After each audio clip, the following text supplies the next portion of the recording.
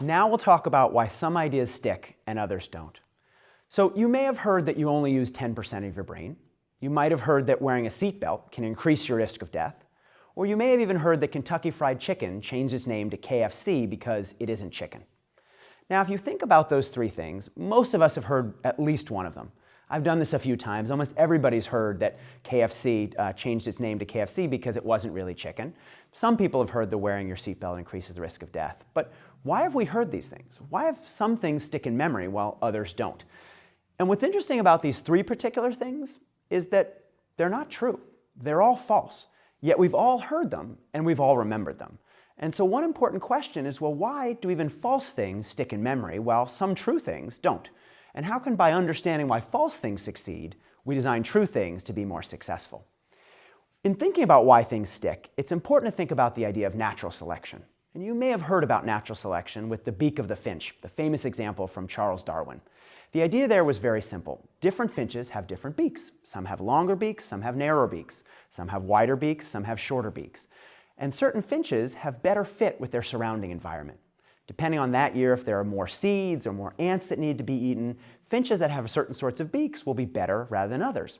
The same thing with giraffes. Why do giraffes have a long neck? Well, other animals could reach the low-down food. Giraffes had longer necks, could reach the higher-up food, and so they ended up being more successful. Certain animals fit better with their environment and are more likely to succeed and have kids, and those genes are passed on. Variation, selection, and retention.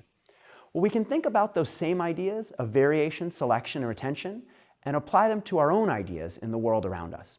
Take variation. Well, certain stories are longer versus shorter. Certain stories have more emotion versus less emotion. And it turns out that that variation impacts whether those stories or those ideas succeed. The selection mechanism isn't food, it's us. It's based on how those ideas fit with our memory. As we'll talk about, certain ideas fit better with the way we're designed. And as a result, those ideas stay in our memory and get more likely to be transmitted later on.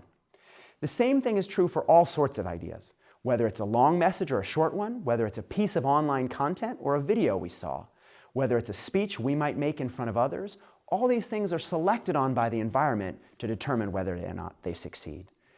And so here we'll talk about a recipe for making ideas stick. Essentially a set of ingredients that you can add to any piece of content or idea you're building to make them more likely to be remembered. How can we get consumers to remember our ads or our messages? How can we get our kids to remember to take out the trash? Or how can we get our employees to remember an important initiative that we're supposed to be doing this year?